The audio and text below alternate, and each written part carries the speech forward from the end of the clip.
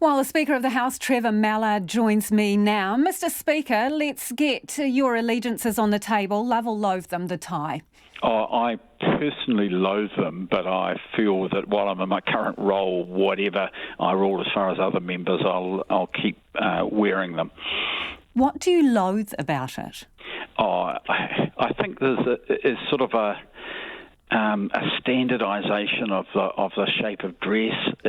I feel like it is quite dated. I felt like it was quite dated about 30 years ago, and it's even more so now. I also can't tie them, which causes me a technical problem. When did the rule come in? How long has it been the case that male MPs have to wear a tie in the House? Oh, I think it's always been the case. I don't know that it's ever not been the case. There might have been a period where some sort of ruffle arrangement was acceptable, but all of the pictures that I've seen of senior members of Parliament around the Parliament, in the Parliament, they have had ties on. So does this come down to, your call alone, setting these rules about what is appropriate dress, or how does it work? Yes, it is my call, and what I've done is start consultation so I can make that call. I've invited members to write to me and tell me what they think modern business attire is.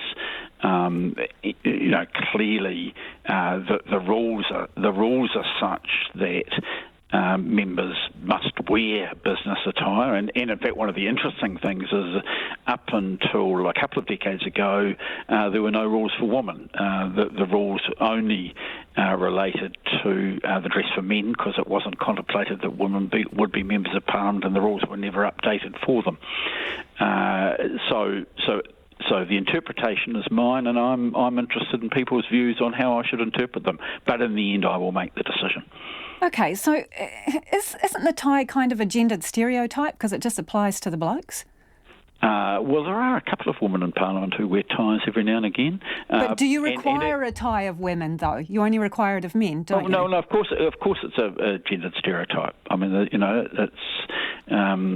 is, the old rules, have it as business attire for men. So I suppose what I'm saying, Mr. Speaker, sorry to interrupt, but I suppose what I'm saying is, would it be more appropriate to move to more gender-neutral rules around what is appropriate dress? Well, that is certainly my view, and that's what I'm asking members about. What do you consider, or what's considered modern business attire? Where do you draw the line?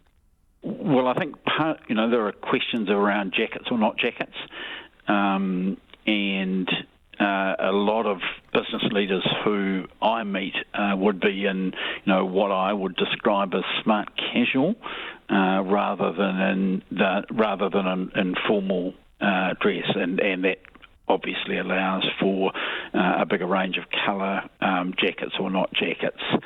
And shape of shirts, rather than the more traditional shirts with the collars designed for ties. So, other than mopping your chin of some, stray food or soup, what purpose do you think the tie serves? Does it make an MP better? No, of course it doesn't make an MP better, and I've sort of never mopped my face with my tie. I have the opposite problem. I'm more likely to drop my soup on the tie. I suppose it saves a shirt, and it depends on the colour of the tie whether or not you see the stain or not.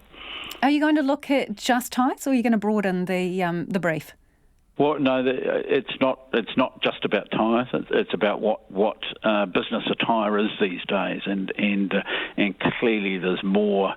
There's more at stake than just a tie on. At the moment there's the expectation generally people wear a suit and tie. It involves jackets of particular types. I can remember at one stage a member of Parliament being tossed out for wearing what was a very, very expensive leather jacket, one which probably cost 3 or 4 times what I was paying for a suit at the time, it looked really good, but it didn't fit the definition. This was 30 odd years ago. So just quickly before you go, when do you hope to have made a decision on it? What I've indicated is I've asked people to tell me this year, and I'll indicate what the decision is around the starting time of Parliament next year. Thanks very much for your time. That is the Speaker of the House, Trevor Mallard.